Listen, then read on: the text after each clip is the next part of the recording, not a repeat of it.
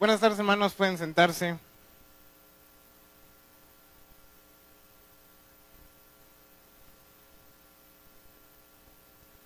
¿Cómo están? Bien, bendecidos. Qué bueno. Me da gusto verlos. Antes de empezar de lleno con el tema, a veces en la vida hay temas que causan cierta controversia, que son delicados, que son multifacéticos, que hay diferentes formas de verlo. Siento que este va a ser uno de esos. Entonces, pues voy a esforzarme por hacerlo de una forma concreta, una forma sencilla, que podamos entender qué es lo que quiere Dios para nuestra vida, y les voy a invitar a que oremos. Padre Celestial, gracias por la vida que nos das en este día. Señor, te pido que bendigas este tiempo, que quites cualquier distractor y que podamos poner atención a lo que tú quieres enseñarnos, que puedas, por favor, abrir nuestro entendimiento, nuestra comprensión, y que podamos, como decía este canto, ser más como tú, Señor. Te doy gracias por la vida, por esta oportunidad. Si algún hermano, alguna familia viene aún en camino, te pido que tú lo libres de cualquier percance y le permitas llegar con bien. En nombre de Jesús, amén. Bien, el tema se titula ¿Seré yo? Ya acabamos de tener la lectura ahí en Lucas, ¿no? Se nos presenta la parábola del hijo pródigo. No es una parábola nueva, considero yo que es una de las más conocidas, una de las favoritas. Y el mensaje en esta parábola es muy sencillo y muy maravilloso. Ya sabemos la historia, ya sabemos que hay un papá, hay dos hermanos, uno decide irse y le empiezan a pasar cosas malas por una mala administración, por malas decisiones, y decide volver a su papá pensando de que ya no va a volver en calidad de hijo, sino ahora le va a tocar ser un jornalero, le va a tocar ser un servidor. Y su papá hace una fiesta, lo recibe con los brazos abiertos. Entonces el mensaje es claro en esta parábola: si te alejaste de Dios, regresa. Todos nos podemos alejar. Quizás venimos de un ambiente cristiano y qué bueno. Pero hay veces en las que no queremos nada con Dios y decidimos tocar retirada. Dios ya lo sabe y no te está esperando para regañarte, te está esperando con los brazos abiertos. De la misma forma que recibió al hijo pródigo, te va a recibir a ti, me va a recibir a mí. Entonces ese es el mensaje de esta parábola. Si nos alejamos de Dios, regresemos, Él está esperando con los brazos abiertos. Si ponemos atención donde tuvimos la lectura, el hijo pródigo no recibió un regaño. Sí pensaban que le iba a regañar, y por lógica era quizás lo más razonable, ¿no? Desperdició la herencia, no sacó provecho. ¿Y qué hace su papá? Ven, ven aquí. Si seguimos leyendo ahí en Lucas 15, nos vamos a encontrar que hay otro personaje en la historia. Normalmente cuando se nos predica, cuando leemos, cuando escuchamos de esta parábola, como que siempre hace más realce, obviamente, el hijo pródigo y la actitud del padre. Pero hay alguien más en esta historia, hay un personaje extra que sí aparece, y se los puse ahí. Dice Lucas 15, 28 a 32. Entonces se enojó y no quería entrar. Salió por tanto su padre y le rogaba que entrase, mas él respondiendo dijo al padre: he aquí tantos años te sirvo, no habiéndote desobedecido jamás, y nunca me has dado ni un cabrito para gozarme con mis amigos. Pero cuando vino tu hijo, que ha consumido tus bienes con rameras, has hecho matar para él el becerro gordo. Él entonces dijo: hijo, tú siempre estás conmigo y todas mis cosas te son tuyas. A veces nos olvidamos que hay otro hermano en la historia. Nos gusta ver cómo el padre recibe al hijo pródigo, lo abraza, hace una fiesta, pero hay otro personaje ahí. Y a veces tú y yo no somos el hijo pródigo. A veces tú y yo somos el otro hermano, con nuestro corazón, con nuestras actitudes. Si empezamos a poner atención, no se nos narra el nombre del hermano, pero en esos versículos podemos conocer el corazón del otro hermano. Para empezar, había enojo y frustración en su corazón. Segundo, estaba indignado ante el trato que recibió su hermano. Cuando el hijo pródigo decide irse, el otro hermano estaba ahí. Vio que pidió la herencia, supo dónde estaba y estaba indignado de cómo su padre lo estaba tratando. En los versículos también se nos dice que nunca le ha desobedecido, que es leal y servicial. Pero dice, de todo el tiempo que estoy contigo, de todo el tiempo que te obedezco, jamás has hecho una fiesta para mí. ¿Y qué le responde el padre? Todo lo mío es tuyo. Eso quiere decir que no estaba disfrutando de los bienes de su papá. En este caso no estaba disfrutando de las bendiciones de su papá. Cuando Jesús, si empezamos a leer Mateo, Marcos, Lucas, Juan, se nos empiezan a narrar la vida de Jesús. En sus 3 años de ministerio tuvo un propósito muy claro, el cual era acercar el reino de Dios a todo tipo de personas. Si leemos, lo primero que dice Jesús ante el público es: arrepiéntanse, el reino de Dios ya llegó. O sea, ya llegué, ¿no? Empieza a compartir de Dios. Y si tú eres curioso y empiezas a leer los evangelios, te vas a dar cuenta que Jesús convivió con todo tipo de personas. Con personas quizás en un sector económico alto,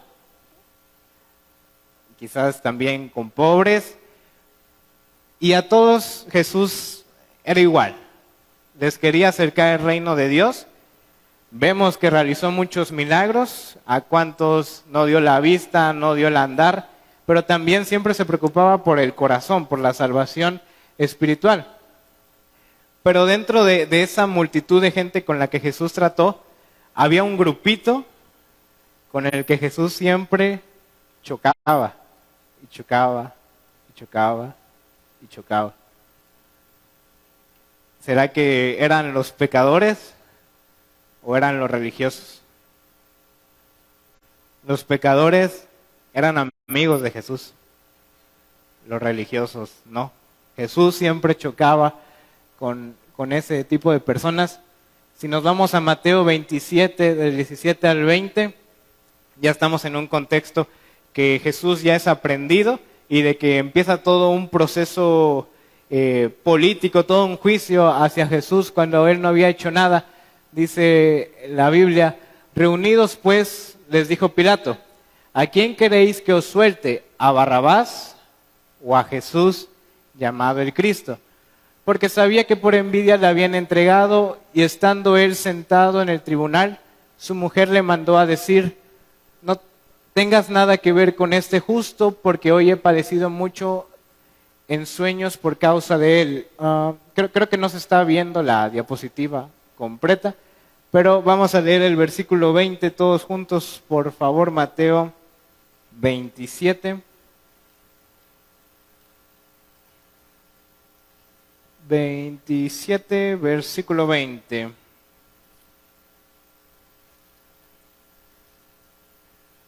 Dice: pero los principales sacerdotes y los ancianos persuadieron a la multitud que pidiese a Barrabás y que Jesús fuese muerto. Pilato trató de salvar a Jesús. Ya de ahí nace la frase, ¿no?, de que nos lavamos las manos como Pilato, porque la decisión se la pasa al pueblo y le dice: ¿sabes qué? ¿A quién quieres que deje ir? ¿A un ladrón? ¿A alguien que sí está comprobado que hizo lo malo? ¿O a alguien que solo estuvo ayudando? Y el versículo 20 es muy claro y dice: pero los principales sacerdotes y ancianos, gente que tenía conocimiento, pero que ya se había perdido, que ya había caído en religiosidad, persuadieron a la multitud para que pidiesen a Barrabás. La multitud iba a pedir a Jesús, pero los religiosos se pusieron a trabajar y persuadieron Gracias. Y persuadieron para convencer de que otro fuera el resultado. La religiosidad mata, hermanos. La persuasión es lograr convencer a alguien o a un grupo de personas que haga, que diga, que sienta algo que yo quiero. La multitud en ningún momento se nos narra que iba a pedir que Jesús fuera crucificado, pero alguien intervino para asegurarse de que así fuera. Segundo strike para los religiosos. La religiosidad mata. Nos vamos ahora a Hechos 8:3. Se nos empieza a hablar de Saulo y dice el versículo: y Saulo asolaba la iglesia y entrando casa por casa arrastraba a hombres y a mujeres y los entregaba en la cárcel. Creo que todos hemos leído esta parte y conocemos parte de la vida del apóstol Pablo cuando era Saulo, pero hay un verbo al inicio de ese versículo que es asolaba, está en pasado. Cuando busqué el significado de asolar, me sorprendió muchísimo y se los voy a compartir. Dice asolar, arruinar, destruir por completo un territorio, una superficie, un edificio, etcétera, de manera que no quede nada en pie. Si regresamos al versículo, Saulo, si tú sigues leyendo, cumplía muy bien su objetivo. Asolaba la iglesia, la quería destruir, y lo más peligroso de Saulo es que creía que tenía el visto bueno de Dios, que Dios estaba contento con lo que él hacía. Vamos a ver algunos delitos de Saulo de Tarso. Dividí el versículo que acabamos de leer, dice: y Saulo asolaba la iglesia y entrando casa por casa, invasión a la privacidad. Para que alguien entre a tu casa, o lo invitas o hay cierto grado de confianza, pero nadie debe entrar así por así. Primer delito. Segundo, arrastraba a hombres y a mujeres. No es de, a ver papito, a ver mamita, te tengo que ir a la cárcel. Arrastraba. Y no les hablaba bonito. Hay un maltrato físico, hay un maltrato verbal, hay un maltrato psicológico implícito en esa oración. Y los entregaba en la cárcel. La cárcel no es para las personas buenas. La cárcel es para las personas malas. Encarcelamiento injustificado. Si a veces a ti y a mí nos acusan de cosas pequeñas, cuando no lo hicimos nos sentimos mal.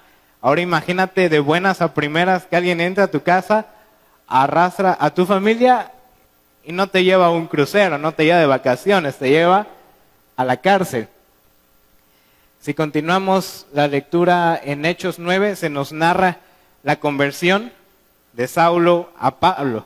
Cómo Jesús se encarga de tener un encuentro personal con él y cambia toda su vida, le da otra identidad, otro propósito. Pero tristemente, a veces somos más Saulo que Pablo. ¿A quién no le llama la atención el apóstol Pablo? Un gran misionero. ¿Cuántas cartas no escribió que en su momento fueron de bendición para todas las iglesias y que hoy seguimos leyendo? Pero a veces no somos ese misionero. Somos esa persona que se dedica a destruir. Cuando tú y yo decidimos poner nuestra fe en Jesús, pasamos a formar parte de la familia de Dios. Cuando tú y yo entendemos eso, adquirimos sin costo para nosotros la vida eterna. A Jesús sí le costó, a ti y a mí no pagamos algo, solo es una cuestión de fe. Y cuando pasa eso, cuando entendemos realmente lo que Jesús hizo por ti, hizo por mí, hizo por mi familia, como que algo aquí en la cabecita y en el corazón empieza a cambiar. Dios empieza a trabajar aquí, pero también aquí. ¿Y cómo vemos ese cambio? En una actitud de servicio. ¿Cuántas veces no dicen, ay, es que está en su primer amor? Está en todas las actividades de la iglesia. Vamos a ir al hospital, vamos a ir al campamento. Quizás no sabe evangelizar, quizás no es diestro con algo, pero quiere ir y está Y creo que todos pasamos por ahí, ¿no? Y también, así como hay una actitud de servicio, hay un proceso de santificación. Pero ese proceso de santificación es poco a poco, no es de la noche a la mañana. Quizás a ti, tú no acostumbras decir groserías. Qué bueno, hay personas que sí, que cuando llegan a Cristo, ese es un problema, no porque ya es un hábito, pero Dios empieza a trabajar. Quizás, no sé, tú no mientes, qué bueno, pero hay personas que sí, que ya es un hábito, que ya es parte de él, pero Dios empieza a trabajar poco a poco, empieza a santificar a quien Él recibe por hijo. Dios nos acepta como somos, pero nos ama tanto que no nos va a dejar como somos. Entonces, ¿qué vamos viendo hasta ahorita? En primer lugar, la religiosidad frustra.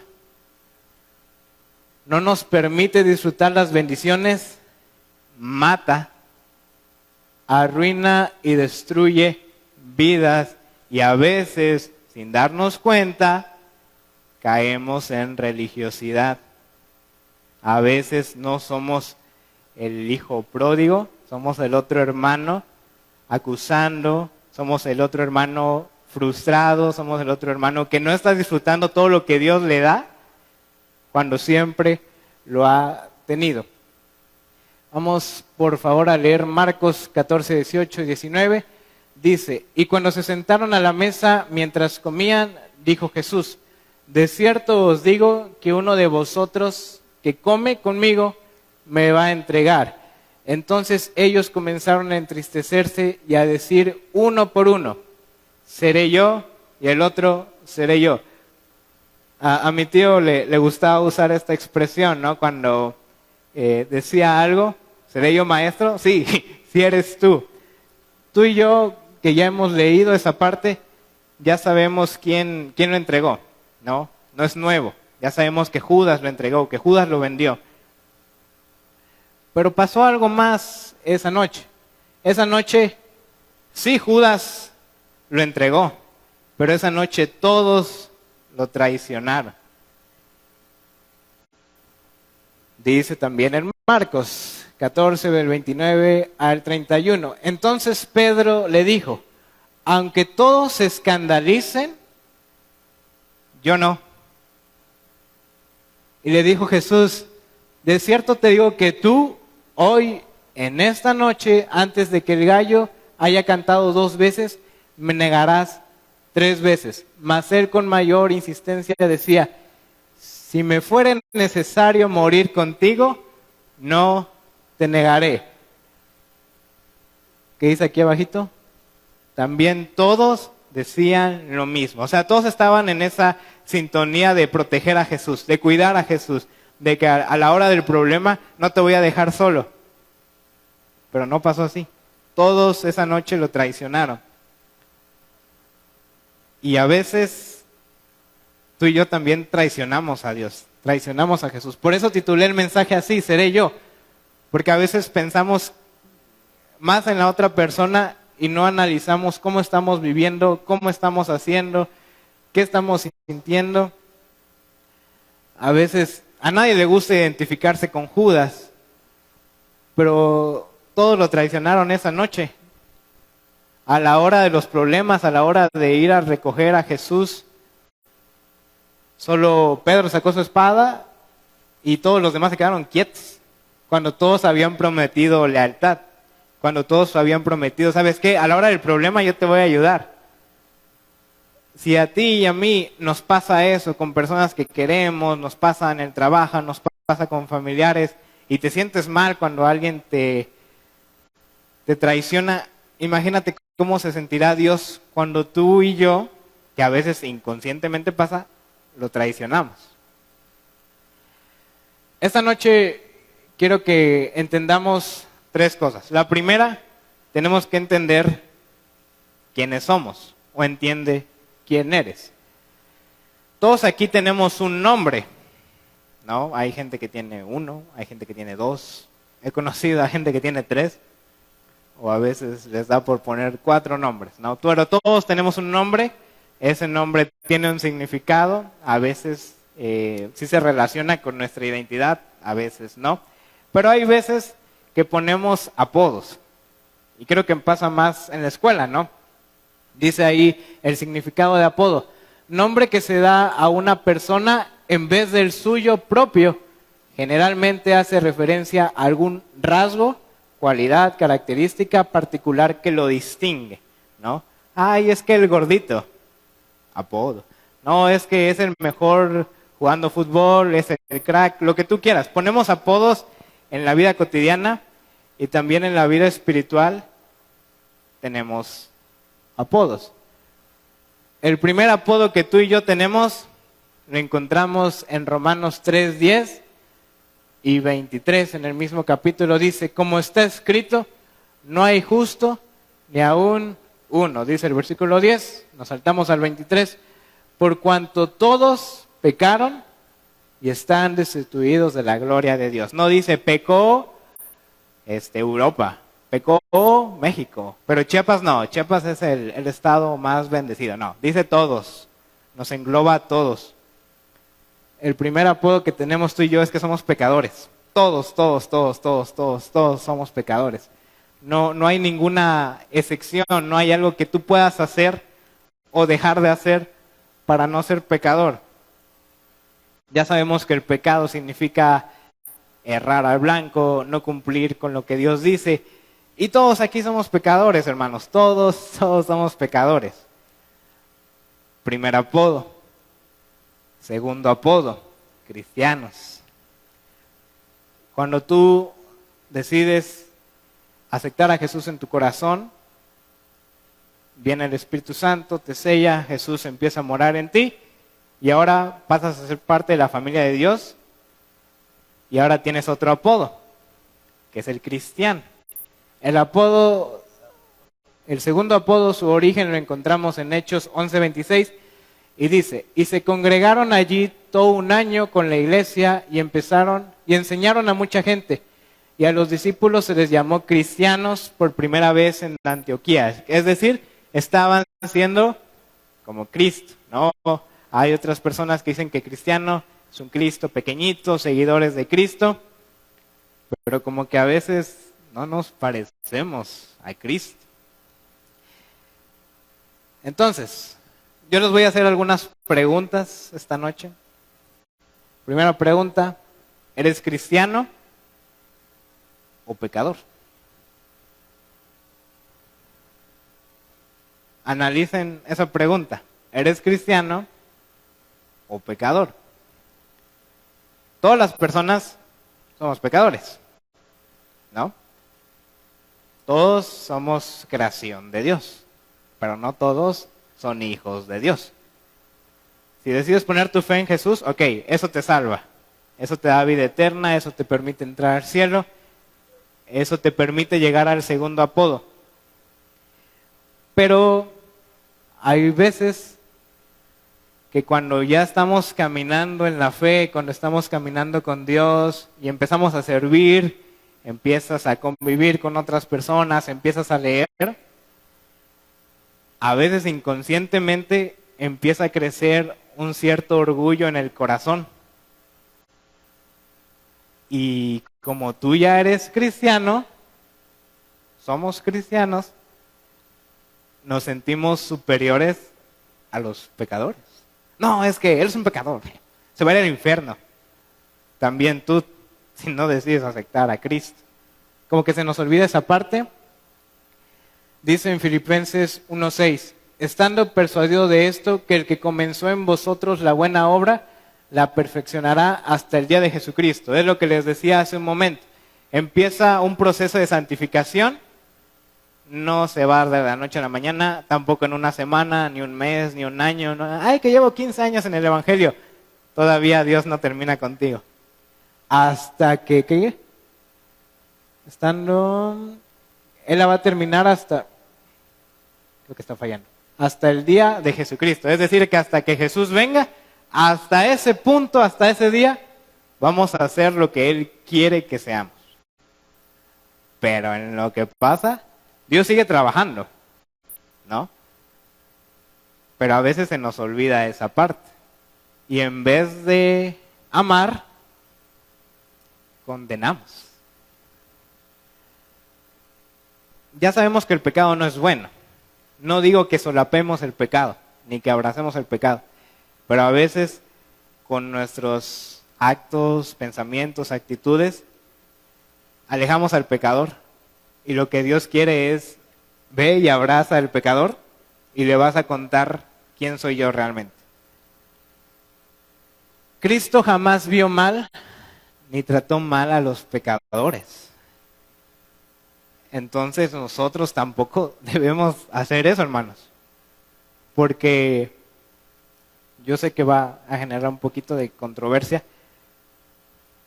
Eres cristiano, pero paralelamente sigues siendo pecador.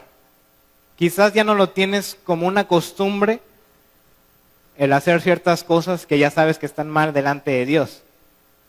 Pero sigues mintiendo, seguimos a veces siendo deshonestos, seguimos a veces teniendo pensamientos negativos contra otras personas, mostrando actitudes que no son. O sea, tu salvación no la pierdes. Y en lo que Dios va trabajando contigo, va a ir quitando algunas cositas. Pero algunas cosas cuestan más. Y se nos olvida como que tenemos nuestro pasado y que ahora ya todo está bien. Y en vez de amar, en vez de abrazar, en vez de tener la actitud del padre, de recibir a su hijo, somos el otro hermano que está condenando. Obviamente nadie se siente orgulloso cuando sabemos de algún pecado, ¿no? No es algo que dé gusto. Pero hay veces que nos sentamos en la silla del juez y empezamos a juzgar a la otra persona, a la otra familia, a la otra pareja. Pero no juzgues a alguien simplemente porque peca diferente a la forma en que tú pecas. Todos pecamos, todos pecamos al fin del día. Dice Lucas 5:32, no he venido a llamar a justos, sino a pecadores al arrepentimiento. Jesús fue muy claro desde el inicio, quiero salvar a todos. Y ahora que tú y yo somos cristianos, que somos Cristos pequeñitos, también debemos tener esa visión de salvar a los demás, de evangelizar. Tercer apodo, la oveja negra. Creo que no necesito explicar que pues este apodo pues se lo dan a alguien que a veces no sigue ciertos parámetros, se porta mal, no sé. Ya todos cuando nos dicen la oveja negra, como que ya tenemos a alguien con esa etiqueta. En cada familia hay dos ovejitas negras, ¿no? Pero tú y yo, a veces de ir a buscar a esa ovejita, no sé si pudieron abrir el video que les envié de Instagram, que está una ovejita con su gorrita y un conductor. Jesús fue a buscar a todas las ovejas, a una de las ovejitas negras, y no condenó a la ovejita negra. Ya sabía su estado. Y por el amor que le tiene a la ovejita negra, la rescata y empieza a trabajar con la ovejita negra. Y a veces tú y yo, a las ovejitas negras, no puedes participar. ¿Por qué? Porque ya se ventiló su pecado. No puedes participar porque no llegas puntual, no te vistes así, no dices esto. Y empezamos a poner ciertas etiquetas. Pero a la hora del problema, y no me refiero a problema en la iglesia, me refiero a problema en la familia, curiosamente las ovejitas negras son las que están ahí, son las que acuerpan, son las que abrazan, son las que no juzgan. Y a veces odiamos a la ovejita negra. Dice Lucas 6:41, ¿por qué miras la paja que está en el ojo de tu hermano y no echas de ver la viga que está en tu propio ojo? Una paja es algo así, es diminuto, ¿no? Y una viga ya es algo más grande. Hagan de cuenta que tuviera esta estructura en mi ojo. Obviamente para todos los demás es visible, pero una paja, algo más pequeño, como que cuesta a veces verlo, ¿no? Y aquí Jesús está diciendo, ¿por qué miras el pecado ajeno y no miras el tuyo? Entonces, no juzguemos a alguien simplemente porque peca diferente a ti. No, es que hermano, es que no vio. Ajá, pero ¿y tú qué haces, pues? No, es que dijo un montón de cosas, de groserías. Ok, tú no las dices, pero ¿cómo estás administrando tus finanzas? ¿Cómo estás administrando tu tiempo? ¿Cumples con tu diezmo? Te puedes poner una corbata, una falda larga, pero tu corazón no está bien delante de Dios. Si nos vamos a Génesis, cuando, ¿cómo se llamaba? Caín y Abel ofrecen su ofrenda a Dios. Los dos tenían las mismas posibilidades, uno pastor, otro agricultor, pero Dios no vio el montón de borregos ni el montón de fruta. Dios vio cómo lo estaba entregando, vio lo que había aquí. Punto número 2, entiende quién es Dios. Dios es el ser supremo, creador del universo, el todopoderoso, el que permanece, el autor de la vida y el amor mismo. Cuando ponemos nuestra fe en Jesús, Dios empieza a jugar otro papel. No deja atrás todas sus cualidades, pero ahora tiene otro papel en tu vida. Es tu papá. Y como buen papá, da ciertas indicaciones. Si nos vamos al libro de Éxodo, a Levítico, Dios es muy claro con Moisés de qué es lo que tiene que hacer en todos los aspectos del pueblo. Para la cuestión personal, Moisés, estas son las reglas. Para la cuestión de la intimidad, estas son las reglas. Para la cuestión en grupo, estas son las reglas. Para las ofrendas, estas son las reglas. Dios es muy claro desde el inicio. Y quizás, si nos ponemos a estudiar, te vas a dar cuenta que son muchísimas reglas, pero de todas esas reglas destacan los 10 mandamientos, ¿no? Amarás al Señor tu Dios, no codiciarás, no matarás, etcétera, etcétera, etcétera. Si nos ponemos a analizar los 10 mandamientos, su base es el amor. ¿Por qué? Porque si realmente amo a Dios, lo voy a obedecer. Si realmente amo a mi prójimo, no le voy a hacer ninguna especie de mal, ni yo me voy a hacer algo de mal. Si la gente, si el mundo lograra entender que los mandamientos de Dios no es para encerrarnos, sino es para protegernos de nosotros mismos, para cuidarnos, el mundo sería muy diferente. No sé si estén acostumbrados a ver las noticias, quizás en la televisión, en algún canal en YouTube, en alguna red social, siempre en cualquier noticiero, siempre ya hay un patrón, todo es desastre. Que asaltaron a no sé quién, que murió no sé quién, que atropellaron a no sé quién, que el dinero ya no alcanza y todo tipo de desastres. Y es muy raro que te pasen como una noticia buena, ¿no? Hasta uno se saca como de onda. Pero si entendiéramos que lo que Dios tiene para nosotros es bendición, es protección, la vida sería diferente. Dice Mateo 22, 36 al 40. Maestro, ¿cuál es el gran mandamiento en la ley? Jesús le dijo, amarás al Señor tu Dios con todo tu corazón y con toda tu alma y con toda tu mente. Primero. Y gran mandamiento. Segundo, es semejante, amarás a tu prójimo como a ti mismo.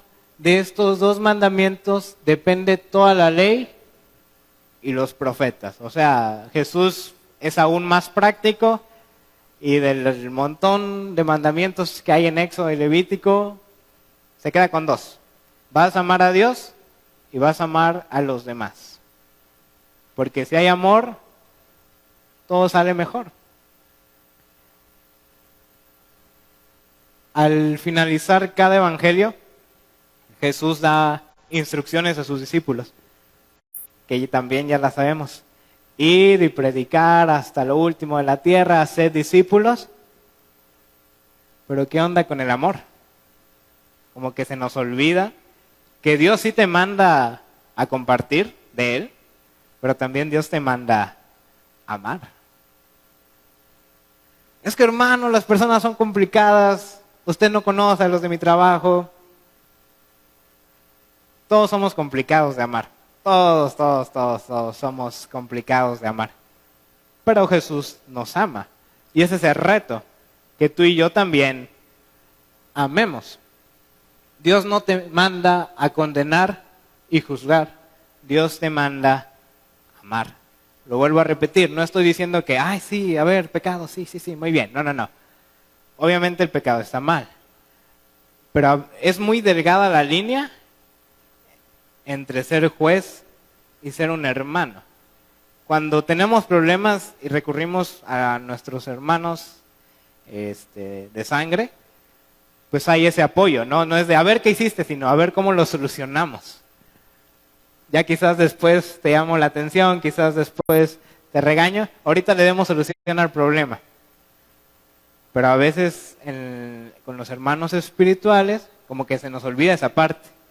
No llegamos a condenar, llegamos a juzgar, y Dios no nos manda eso. Cuando Jesús estaba escribiendo en la arena, llegan unos religiosos y ponen a una mujer que cacharon en adulterio, ¿no? La Biblia es clara.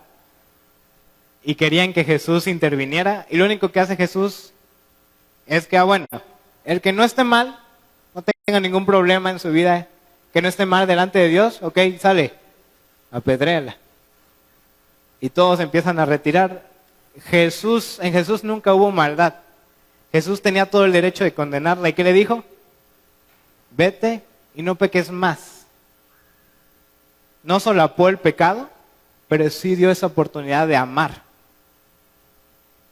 Punto número 3, entiende quién es la iglesia. ¿Cómo podemos definir a la iglesia? Pedro, ¿cómo definirías a la iglesia? ¿Perdón? El cuerpo de Cristo, ok, muy teológico. Isaías, ¿cómo defines tú iglesia?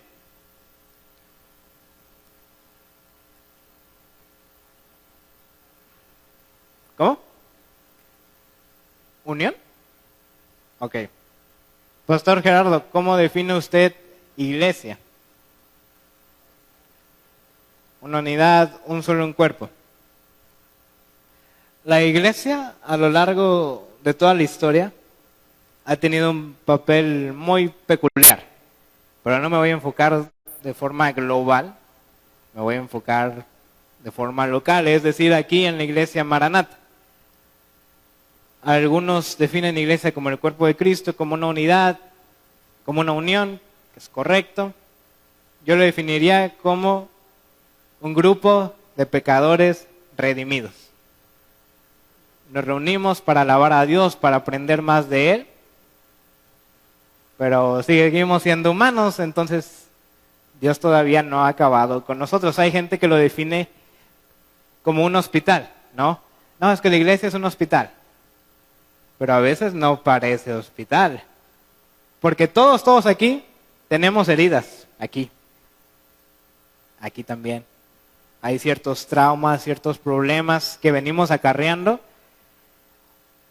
Todos aquí tenemos días malos, días que nuestra paciencia rebasa, que no nos sentimos al 100 emocionalmente, mentalmente, espiritualmente.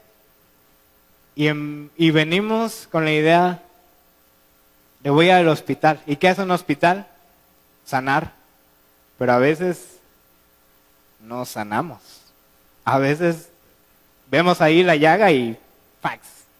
Metemos cuchillo. Somos hirientes. ¿Crees que la iglesia lastima? Sí lastima. Sí lastima. Sí lastimamos, hermanos.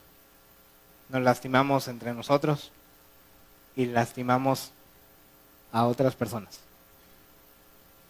Cuando la gente de afuera, tu familia, los de tu trabajo, de tu escuela, saben que eres cristiano, los que sí conocen de qué va el cristianismo, pues como que te prestan más atención a ver en qué momento la la riegas. Y a veces no reflejamos a Cristo. Porque la iglesia sí lastima. Sí lastima.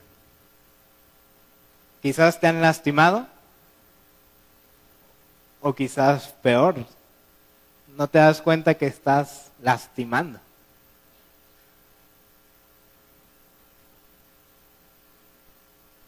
Mostramos condenación y no amor. Yo sé que en todos los ministerios, en el servicio a Dios, se requiere responsabilidad. Se requiere que hagamos bien las cosas. Pero a veces en nuestro afán de que todo salga bien, nuestro bien, lastimamos. Hay veces que la gente con la que servimos, con la que estamos trabajando, viene mal. Quizás no quería venir, pero ahí vino. Y a veces ni siquiera saludamos. Se pierde la educación. ¿Y por qué llegaste tarde? Ponte a trabajar, no sé qué. Bájale tantito. Pregúntale cómo está. Que tú no tengas o no estás atravesando por tantos problemas, no quiere decir que la otra persona está igual que tú. Todos vivimos temporadas diferentes. Un buen corazón es más valioso que una corbata o falda larga. Yo no tengo nada en contra, no sé, de cierto tipo de vestimenta. Pero la vestimenta no te va a hacer mejor persona. Uno hace la vestimenta. El corazón sí te va a hacer una buena persona.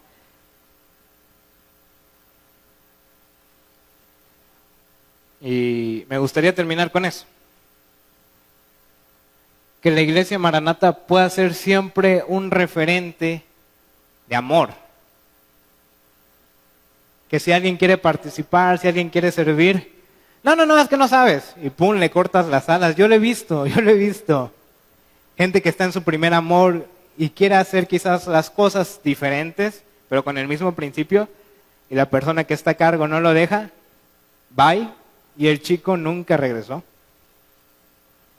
El chico se aparta y ya no quiere servir.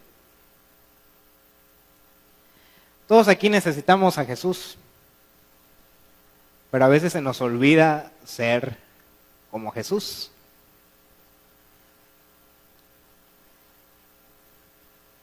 Cuando te enteres que alguien está pasando una mala racha, sí ora por él, pero trata de ver qué puedes hacer por él.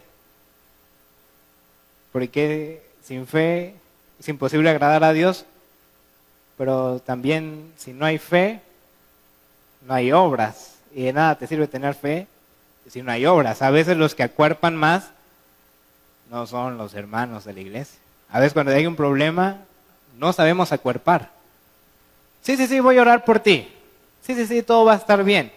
Pero a veces la gente necesita más que una oración.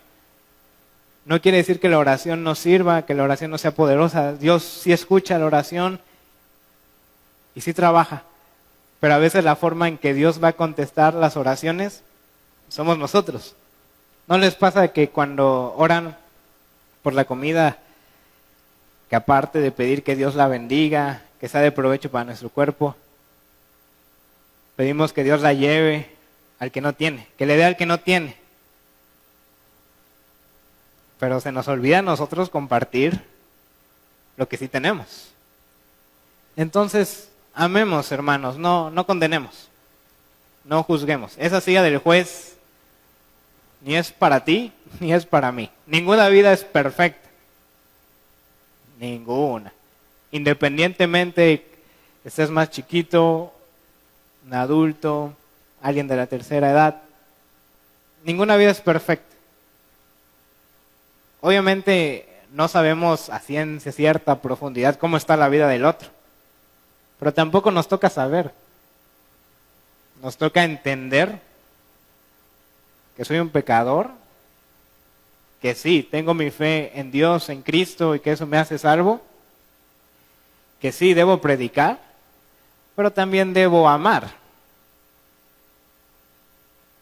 ¿No? Es muy común y más fácil, hasta socialmente, ver mal a alguien que tiene algún tatuaje, algún piercing, pero a veces esa persona que tiene un tatuaje logra conectarse más con Dios que tú que no tienes tatuajes. A veces se nos olvida lo que somos cristianos. Sí puedes venir, puedes cantar, puedes leer, todo está muy bien, pero si no amas, eres ruido nada más. Y a nadie le gusta el ruido. Nos gusta una buena música. Entonces, ese fue el mensaje de hoy. Que amemos y no condenemos. Quizás te gustaría que tu familia completa estuviera aquí. Yo también tengo ese sueño. Pero no porque no estén aquí, no los condenes. No, es que debes ir a la iglesia. Espérate, ora por él. A todos Dios nos trae de formas diferentes.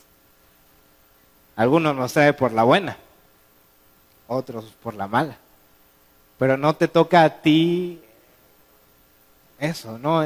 Es como si en el equipo de fútbol el portero quisiera ser delantero. Esa no es su función. Eso no es en lo que es bueno. Su función es detener el balón, evitar goles. Tu función como cristiano no es condenar, es que amemos. Dios es amor, pero a veces cuesta esa parte. Entonces, vamos a orar. Para terminar, hermanos, les invito a que oremos. Padre Celestial, gracias por la vida que nos das en este día, Señor. Gracias porque tú eres bueno, eres fiel, Señor.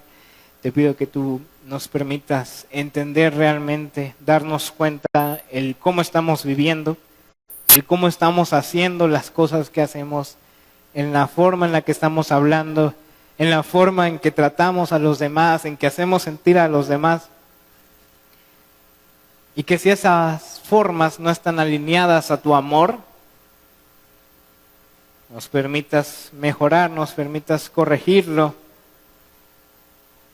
En el último viaje que realicé con mi familia, estaba manejando y mi papá me dice, ten cuidado de las pequeñas piedras, esas te pueden sacar del camino. Es lo mismo en la vida, ten cuidado de lo que estás haciendo, sea grande, sea chiquito. Ten cuidado de lo que dices, cómo lo dices, cómo estás tratando a las demás personas. Pregúntate si así las trataría Jesús. Si Jesús te trataría así a ti. Dios nos acepta como somos, pero nos ama tanto que no nos va a dejar como nos encontró. Lamento mucho si la iglesia te ha lastimado. Lo siento muchísimo. Jesús no es así. Jesús no lastima.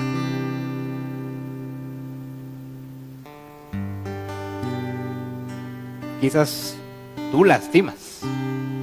Yo lastimo. Quizás no estamos bien delante de Dios, que nos perdemos en el servicio, nos perdemos en la obligación y nos olvidamos de lo más importante, que es tener un buen corazón. Señor, yo te pido que sigas trabajando en cada uno de nuestros corazones, que podamos llegar a tener ese corazón que tú quieres que tengamos, a hablar de la forma que tú quieres que hablemos, así compartir de tu salvación, pero también ser tu amor, que podamos ser un referente de amor. Te doy gracias por la vida y porque tú eres bueno, eres fiel. En nombre de Jesús, amén. Puestos en pie.